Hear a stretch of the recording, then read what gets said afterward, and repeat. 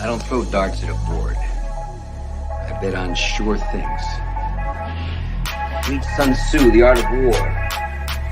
Every battle is won before it's ever fought. Think about it. The most valuable commodity I know of is information. Wouldn't you agree? I gotta pump those numbers up. Those are rookie numbers in this racket. A, B, C. A, always, B, B, C, closing. Always be closing. Always be closing. The show goes on! It's Wednesday night and fantasy football is on the agenda. Grab a seat and let's get down to business. It's time for the Fantasy Boardroom. Here's your host, Tycoon.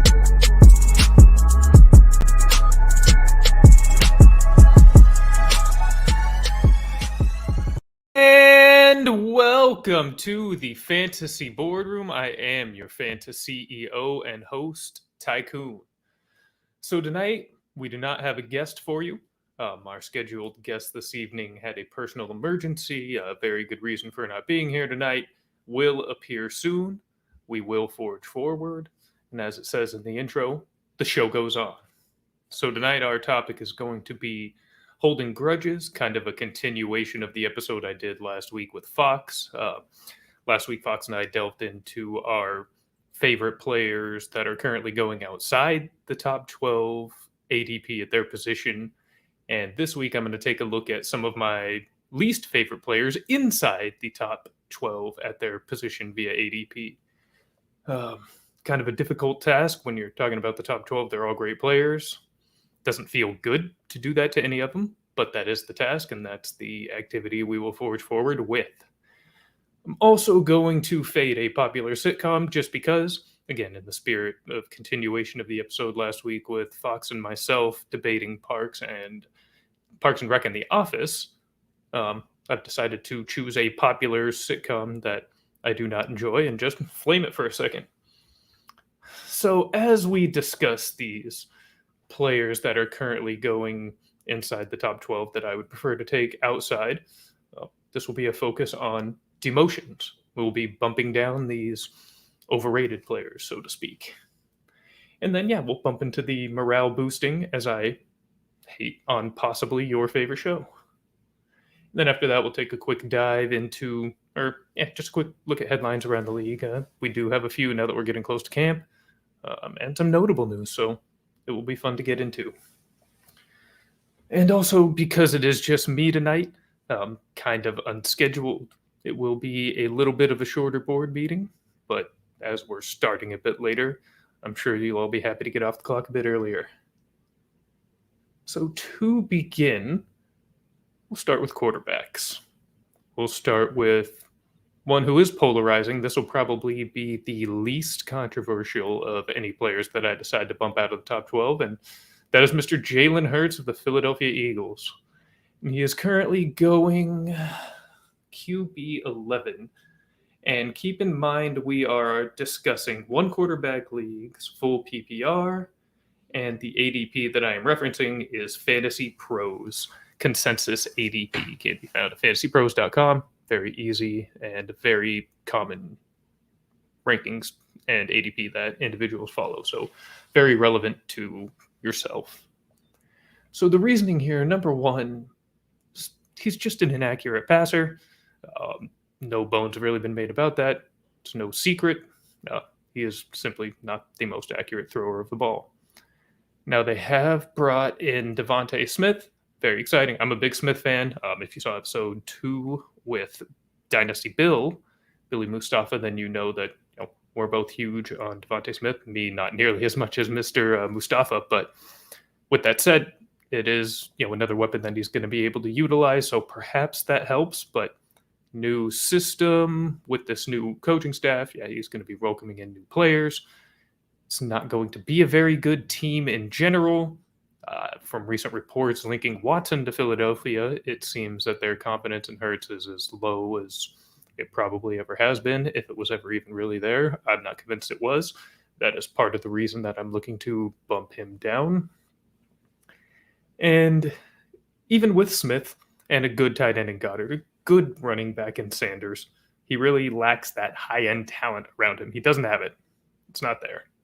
And his rushing is enticing. He had significant rushing performances this season, or this most recent season, but still, with that team situation, with that lack of faith in him, with the Watson rumors, with what are likely to be very negative game scripts on this terrible team, forcing him to have to throw and be unable to use his rushing prowess, especially when they're going to be very predictable passing situations, I'm out on Hurts. And at this point, again, with the Watson rumors, we're not even sure that he's going to be there to start to begin with. So as far as the top 12 at any position goes, that was probably the easiest bump. No problem there. There are several quarterbacks I'd rather take over Hurts. So we'll move on to running backs here. Now, this is where it really starts to get tough. And the reason it gets tough is because the top 12 running backs are simply outrageous. It's hard to make an argument to move any of them now. You got McCaffrey, Cook, Kamara, Henry, Barkley, Elliott, Jonathan Taylor, Nick Chubb, Austin Eckler, Aaron Jones, Najee Harris, and Antonio Gibson. Those are your top 12 consensus ADP running backs via Fantasy Pros. Love them all. Running back, especially at the top end, might be as deep as it's been in many years. But with that said, one does need to get bumped down, and that I will do. And to the chagrin of many, it will be Najee Harris, currently ADP running back 11. Herms, don't hate me, man. Don't hate me. And this isn't a hate on Harris, as I just tried to say. It's just that the top 12 is incredibly strong. It was incredibly hard to choose. And I would have him just outside. I mean, he's probably 13, 14, 15 at worst for me. So I really hate that this is what I chose to do right here in this moment, because I love Harris. But with that said, just to qualify why I would have, or why I choose him, I would rather take Gibson, who is also in the top 12, but I'd also take DeAndre Swift over Harris at this point. Again, my love for Swift is also no secret at this point.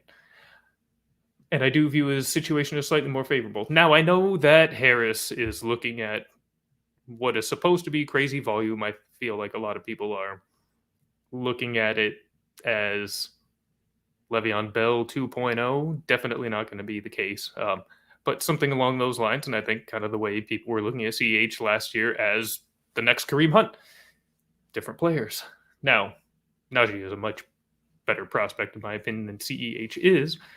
But even with that said, I still don't think it's the situation that many are hoping it to be. No secrets have been made about the offensive line either. It's likely to be improved just because of how abysmal it was last year. But I don't see any notable additions that would really at least give me great confidence that it's going to be significantly better, even with the significantly better Harris there.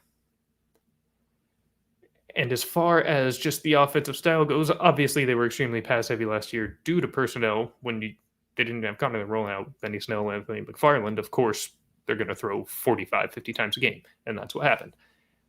That'll go down with Harris. But how much? I still sense that with the group of receivers that they have, with Eric Ebron at tight end, again, even with as talented as Najee is still going to be a very high passing volume offense.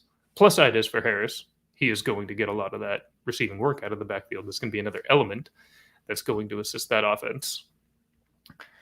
But once you get past that, it's splitting hairs here. So don't take it to heart. Najee's still a top 14 running back. Draft him with confidence. Just maybe take a couple other guys right in front of him. We got our first comment of the show tonight, Mr. Anthony Rasta over at Get Right Fantasy. What up, what up, what up? Thanks for popping in, man. Hope you're enjoying the show. And so now that we've gotten through two of the first two positions, we'll bounce right in here into the second two. Number 3 is wide receiver. Again, this is one I absolutely hate doing. The top 12 here is, once again, just absurdly strong, much in the way of running back. The current top 12 at wide receiver are Tyreek Hill, Devontae Adams, Stephon Diggs, DeAndre Hopkins, DK Metcalf, Calvin Ridley, Justin Jefferson, A.J. Brown, Keenan Allen, Scary Terry McLaurin, A-Rob, and of course, C.D. Lamb. I'm sure many of you have seen the wonderful training camp highlight video that has made its way around the Twitter world and rest of the internet today. We saw it do it in Oklahoma. We saw him do it at Oklahoma too, but damn, what a catch. I'm so excited for CD. So he is not my choice. Of course, there was another receiver that is my choice that just before going live here on the stream, I saw a similarly exciting training camp hype video that made me question everything. But I'm going to stick to it. And again, I really, really hate doing this, but the receiver that will be bumped out of the top 12 for me is Terry McLaurin. Shark Dad, if you're listening, I am so sorry. No, I still love Terry. No, this is, again, much like Najee, just a bump just outside the top 12 in the spirit of the exercise. But I do think there are some factors here that are going to keep him out and that people are excited about that maybe they should slow just a bit. And first of all is Fitzpatrick. I think the effect is a bit overstated. There's a great chance he doesn't play all year since he hasn't played 16 games since 2015, I believe it is. I should have written that particular note down. But with that said, virtually assured that he's not going to play all season. We also, I think, have a bit of recency bias. There's Fitzmagic and there's also Fitztragic. I think we're going to see a fair amount of that as long as they leave him in favor of Heineke. And there's, very unknown behind that. Even Heineke himself is unknown. So the quarterback situation still doesn't pump me up much more than what he had. Should be an improvement on Fitzpatrick good days, of course. But outside of that, I think it's still very much in doubt. And as far as Washington goes as a whole, this year they have more weapons to spread the ball around. They've added Curtis Samuel. We're in Antonio Gibson's second year. That's, we're expected to see market improvement from him, market uptick in usage. So I think Gibson, Samuel, those guys are also going to possibly take away some of the more high leverage plays. Thomas had a great season last year. We'll see how much they continue to utilize him there in that offense. But again, just another weapon they know they can use, especially down deep in the red zone scoring situation. So it tempers my enthusiasm for a high touchdown total. And, it's still going to be a great situation. He's still going to produce. He's already shown in 2 years that he can produce with Booty at quarterback. So you can comfortably expect him to be, a mid wide receiver 2. But keeping him in the wide receiver 1 range right now is very questionable in my opinion. I just don't see that as anything but a sure thing, and certainly nowhere near as safe a bet as many of the other receivers that are going right in his range. And even behind him, there are a handful of guys I would take here in redraft. Julio Jones I'd rather have Amari Cooper, rather take Bobby Trees, rather take Allen Robinson. Now, I know I already mentioned him. He is in the top 12, but he is going behind Terry McLaurin right now in ADP, and I cannot justify that no matter how hard I try. So I think you just need to bump Terry down just a peg to temper that enthusiasm. However, I would say early on in your seasons, if he does start out a bit rough, if maybe only one strong week out of the first 3, you have a frustrated McLaurin owner, that's absolutely a guy to target, take advantage for the rest of the year. And now for maybe just the least interesting of the 4 positions, but one that, people are curious about this range of the position, that's tight end. So after the top 3, admittedly, nobody excites me in this top 12, but once again, in the spirit of the exercise, we will, of course, make a choice. And one that was relatively easy for me to make in this case was Irv Smith from the Minnesota Vikings. Now, Irv, touted prospect, great physical tools, stepping into what is a decent offense run by a decent quarterback. Got another comment here. Dem boys, what up? What up, Tycoon? What up, them boys? Hope you're enjoying the show, sir. Just hanging out here on a Wednesday night, solo boardroom. Just talking some guys that maybe you should pass on there at the top of your drafts in favor of better value. And yeah, we're on the last position that we're going to discuss. Again, tight end, Irv Smith. Now, the excitement is largely from him as a prospect and also with Kyle Rudolph's exit. He has now joined the New York Giants, leaving Irv alone to man the position. Tight end 1. He was strong at the end of last year, the last 5 games or so. That all said, we've already heard from Zimmer that his usage is not expected to change much. He's on record absolutely saying that. And at any given time, short of injury to a player in front of him, he is going to be the 4th option on that offense. Cook is option 1, Jefferson is option 2, Thielen is option 3, and when he's lucky, Irv can get some scraps left over. And that's assuming Kirk is able to be getting it to everybody on any given day. We know Kirk has some great days, but we also know bad Kirk. And to be truthful, this offense doesn't really feature the tight end very often. So despite the wait for the breakout, which we saw just a glimmer of, just a little, pump the brakes. Just remember that it is going to be the Cook, Jefferson, and Thielen show. You'll have a couple spike weeks from Irv, which means he's going to be just like virtually every other single tight end. So if you're going to semi-punt the position, wait for Irv Smith, wait even longer, collect better bench depth for your other more premium positions, and get guys like Jarwin, get Gerald Everett, get Jared Cook, get Cole Kmet, or the Boston TE party, Jonnu Smith, Hunter Henry. There's so many guys going after me. Even Gronkowski I would prefer for this particular season. So there's truly no reason to spend up in that range really for any tight end. Once you get past really the top 5, just wait. It's common knowledge. But in particular, yeah, avoid Irv at tight end 12. It is really just losing a round in your draft. No reason whatsoever to do it. Dem boys, well, he was mowing the lawn, so he missed the first part of the show, but that's all right. You can't go back and watch. It's the beauty of these lives. They are recorded. They do go back, and probably often a better watch, short of this interaction that we get to have while I'm live. Ant, Mr. Rasta, couldn't agree more with me about Irv Smith. Thank goodness. I know he's much in the same way of thinking of me when it comes to the top tier of tight ends versus virtually everyone after that. It's hardly a unique opinion, but we think it's the right one, and I'm going to stick to it, particularly in the mid-range. Anywhere, 5 to 13, 14, anywhere in that range of tight end, just keep waiting, get better players, get your 3rd running back, get a 4th running back, 4th wide receiver to help cover you when you have inevitably a crushing injury to an important player ahead of them. Mike, also from the Get Right crew, writer, and we're starting to see him a bit more in some broadcast media, which is very exciting because he is very good on camera. And that's Mr. Mike Herrick. What up, man? I'm glad you're joining us tonight.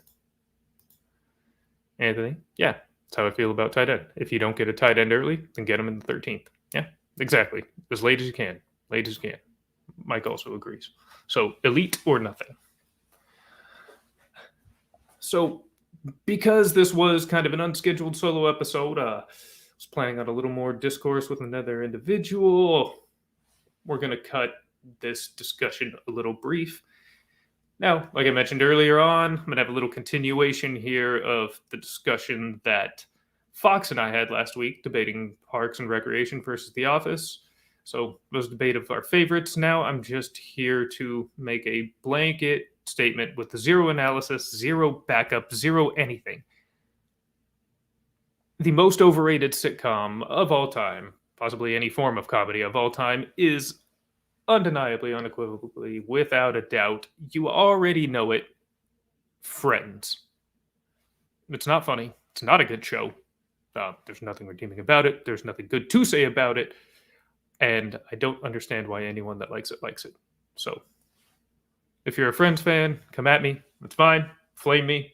But it's a terrible television show. And to kind of just close things out in this brief evening, just want to go over some quick headlines. The most important being that Aaron Rodgers has returned to Green Bay. He will be playing in Green Bay this season.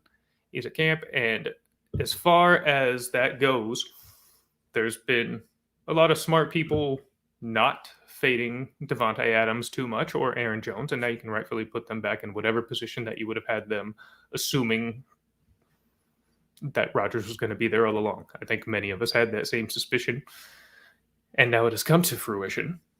So draft Adams, draft Jones with confidence, draft Rodgers with confidence, and even on that sneaky back of the board tight end, grab Tunyon. Again, why pay for Irv Smith when you can have Big Bob Tunyon? It's a no-brainer.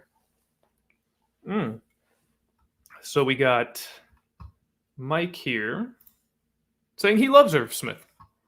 I like Irv. It's fine. It's more of a positional thing than him necessarily. I am not expecting him to jump up to what I expect from TJ Hawkinson or obviously the elite group this year. So I'll take whoever is at the price of, again, Cole Kmet, a Blake Jarwin, or again, Rob Gronkowski. Anybody. I mean, literally anybody. The production output is just so minimal in terms of the difference that is. And looks like Dem Boys agrees with me regarding friends. Amen to that. Thank you, sir. Thank you. Not a good show. So back to headlines. Yeah. Packers situation, draft with confidence. That also means you need to keep taking a look at the matchups going against the Packers, or who, the teams that have the matchups against the Packers and who the Packers are playing moving forward. Let's see, what else here? Just before the show, a notification came across my phone discussing Dak has a shoulder injury and may miss a few weeks. That is just incredibly unfortunate news. I'm not a Cowboy fan, but I do like Dak, the guy, the individual. It's hard not to root for Dak Prescott. And it just sucks knowing what happened to him last year with this ankle injury. Now, it's just a shoulder injury. Hopefully it's relatively minor. We don't seem to know much yet, but it absolutely just, you hate to hear that he's already got an issue to deal with health-wise here early on in training camp. So let's hope Dak heals up quickly for the sake of himself and for the sake of all of our fantasy prospects. Dem Boys is Jarwin top 8 if Dak is healthy. I don't know if I'm top 8 necessarily, but I do think he's top 12 with little hesitation. But again, it doesn't really mean much, but that's where I'd have him. And again, at a much more incredible value than really anybody going tight end 6 or later. Mike agrees with Dem Boys. And Mike wants to pump his boy Troutman. So we'll see. I think with Thomas out and Hill starting the year, I'm still not necessarily a believer in Hill as a passer. So I'm just going to temper my enthusiasm for all things New Orleans at this point, to be honest. Couldn't leave that out, could you, Mike? Says Dem Boys. And of course he couldn't. But hey, it's just like I can't leave DeAndre Swift out of any conversation. It's just compulsive. And it's great. That's why we have our guys. That's what fantasy football is for. So prayers up, Dak. Heal up. Hope you're back sooner rather than later. And speaking of New Orleans, the last one I'm going to discuss. So last week we very, very lightly were able to touch on the Cam Akers injury. And soon after, we learned that Mr. Michael Thomas had surgery in June and is going to be out 12 to 16 weeks from now. And that also just sucks. As a guy who has been very excited for the return of Michael Thomas, many of us have. Most of us know the talent that he has, know the situation he's stepping back into. While it doesn't have Drew Brees, we know Michael Thomas can produce with anyone at quarterback because that's what he's always done, especially when he is still the primary weapon on that offense along with Alvin Kamara. So this is just also bad news, again, considering he spent most of last season hurt. It seemed to be something that he was always soon to come back from, but then never quite did. So it's seeing that there was still an issue with that and he had to go in for another surgery in June is just unfortunate. And knowing it's going to go until probably at least week 6 of the season is also unfortunate. Dem Boys says he'll be back after the week 6 bye. I tend to agree. That's when he should be. I think that's kind of why they're giving that 6-week, or at least that, leading towards that 16-week time frame, saying week 6. So that way they can also include that bye for an extra couple of weeks to heal, or an extra week to heal, rather. But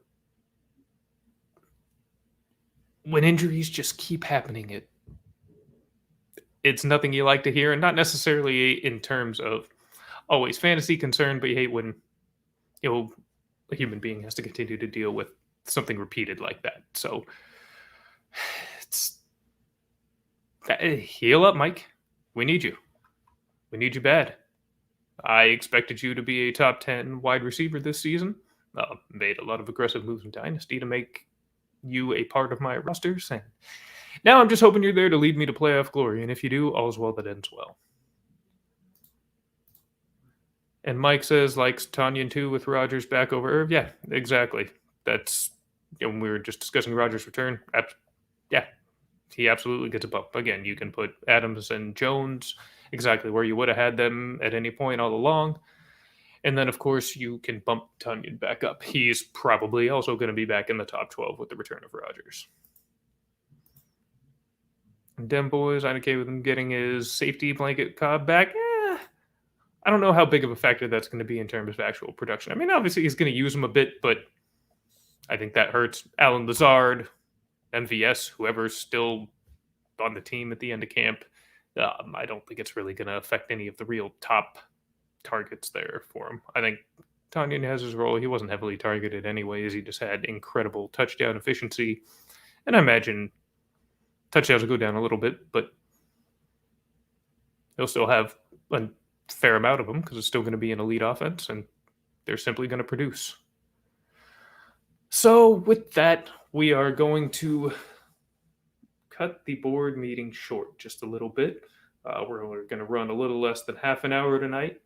Not going to be the task master that I typically am. When we've got another individual here, perhaps I don't feel the need to show out as I do when I've got a guest here. No need to be extra cocky, but I do thank all of you for joining me this evening here in the boardroom. Please, again, take a moment to consider bumping the following players down out of the top 12 at their current position: Jalen Hurts at quarterback, Najee Harris at running back, Terry McLaurin at wide receiver, and Irv Smith at tight end. And in the case of Najee and Terry, just barely, 13-14. That's all. We're not going crazy here. Amazing players, fantastic players. You want them on your teams this season. You just don't want to overpay for them. That is all the message is there. They have all been demoted. Now, Terry and Najee will be back. Jalen Hurts and Irv Smith will not. So, demotion and really career killers for them as far as prospects with the fantasy boardroom. So again, thank you all for joining me this evening. And this meeting of the fantasy boardroom is adjourned.